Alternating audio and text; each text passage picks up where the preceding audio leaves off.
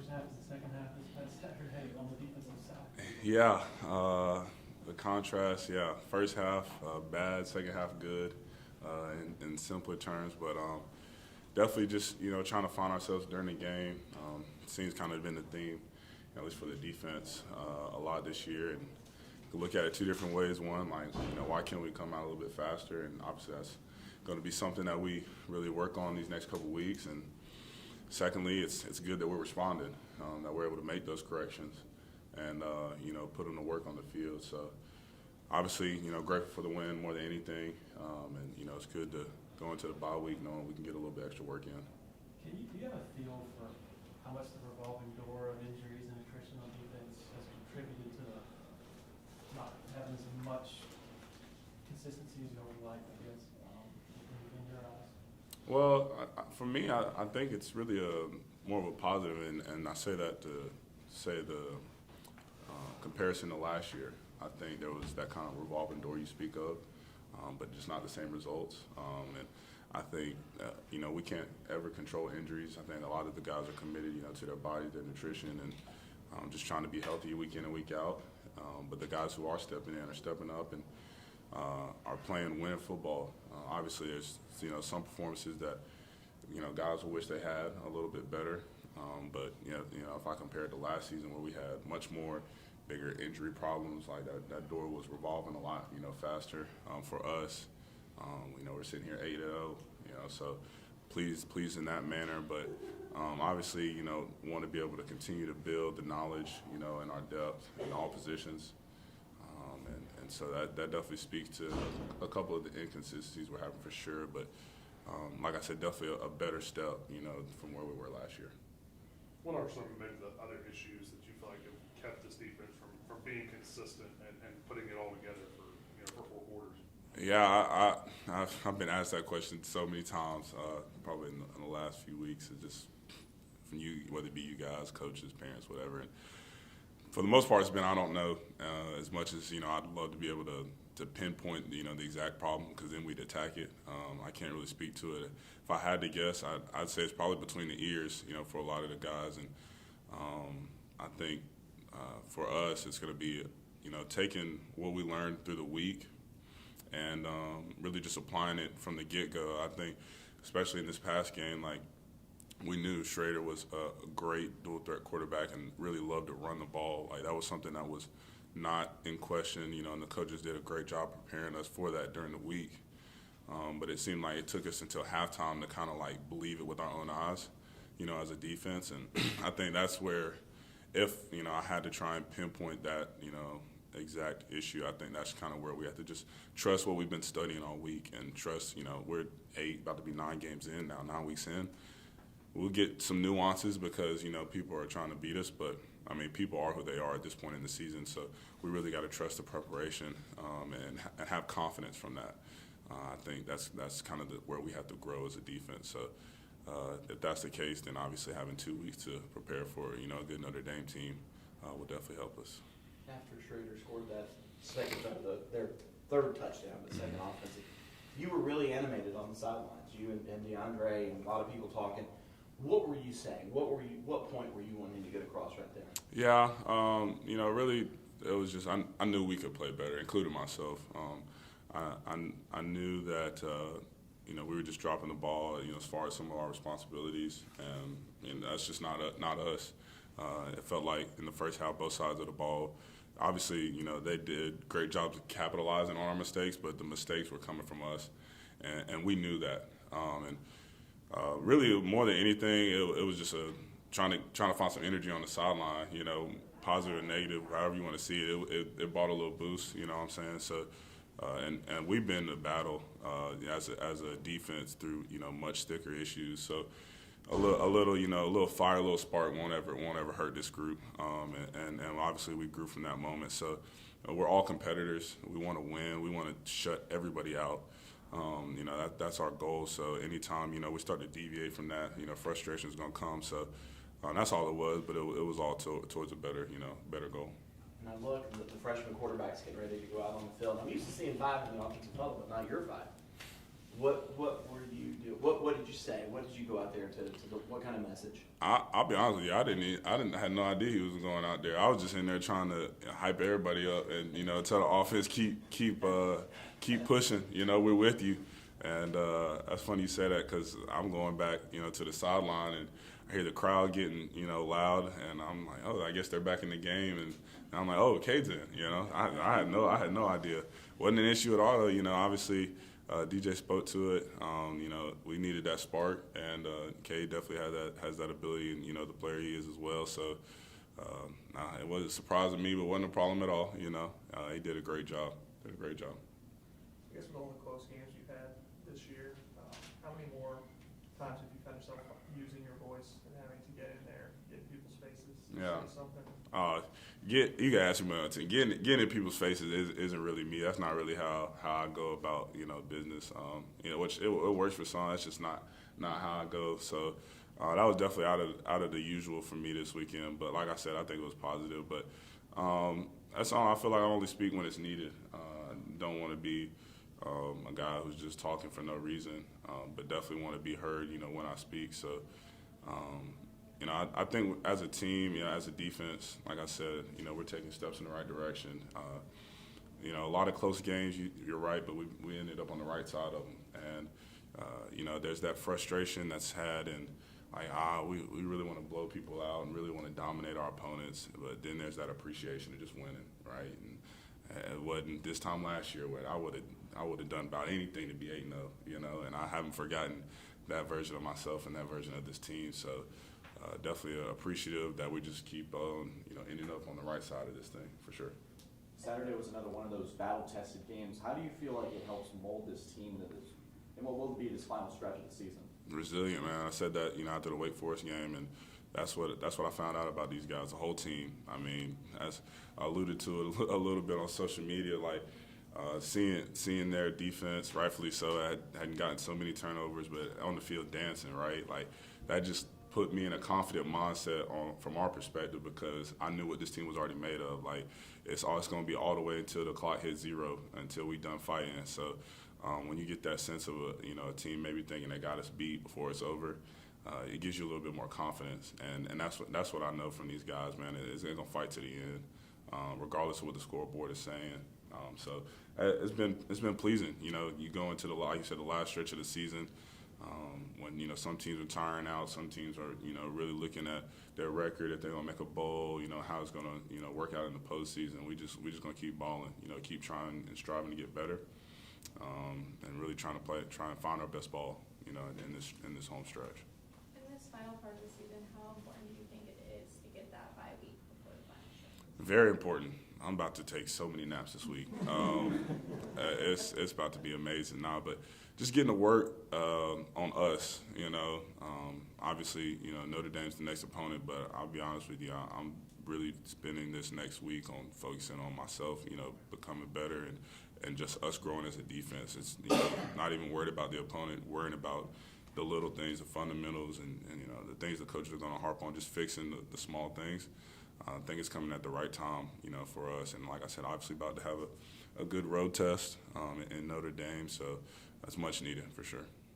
What have you seen from Wes Goodwin throughout this progress of this season? He's been a rock star. Honestly, he's been a rock star. And when I speak to earlier about us as a defense and having to do a better job of just trusting our preparation, I'm really speaking about Wes and just the position he put us in to be successful. We have to trust his plan. I could tell in the game that it was his plan that really, towards the end of the stretch, make sure Schrader was holding the ball a lot and keeping it out of Tuck's hands because obviously, he had a great game up to that point. So that's just all him, and it has to be, on our shoulders to just carry out the game plan, and obviously it worked out in the right way. So he's been great. He's for my personal accolades or whatnot. He's helped me, become a better player. Be more confident in myself. Since day one, he stepped in this position. Just told me just be me, and get to the quarterback.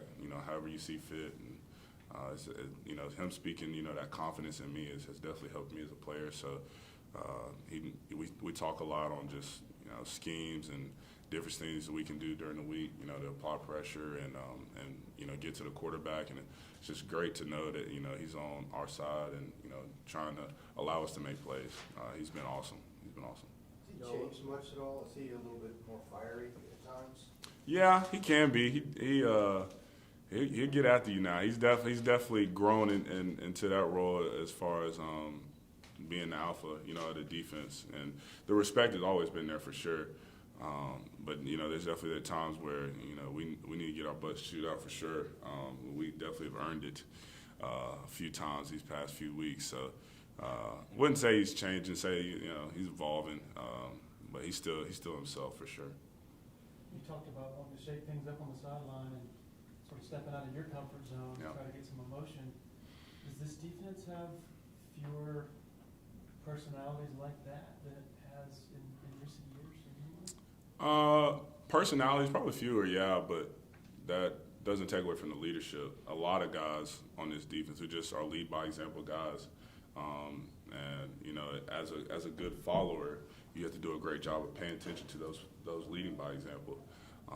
People are going to lead in their own different ways, and definitely not as vocal as a defense that we've had, but the leadership qualities are definitely still there. And like I said, a lot of the guys do a great job of just filling out situations and knowing when to speak up, knowing when something's off. So yeah, just a little different feel, but not necessarily a negative thing. Just different course for sure. A lot of players learn from each other, little things. What do you learn from Rook? From Rook? Yeah. Wow, I better bring that energy. That's what I learned from Rook. Speaking of someone who's going, he's 100 miles a minute every play he gets, and I learned to bring that energy for sure. I think, for myself, I try and be a guy to bring energy, but there's definitely some days where it's tough, and I feed off Rook. He's definitely someone who helps me. I know when I get into some of those days, I definitely leaning on him, to help build me up. So he's been great, man. You ask anybody on the defense, he's somewhat of the spark of this defense, the unsung hero, if you will. So he's definitely helped us, and obviously helped himself. Been playing good ball this year. Just excited to know how he's been working in the off season. So I'm really happy to see how he's come along. I know that you're a thoughtful guy, so do you spend any time thinking about, hey, if we make it even to a national championship, I've only got 7 games left, I've only got so many working man Wednesdays and focus Thursdays left, it's all kind of limited? Yeah, I definitely, that's been the thought since this year, started, just appreciating everything.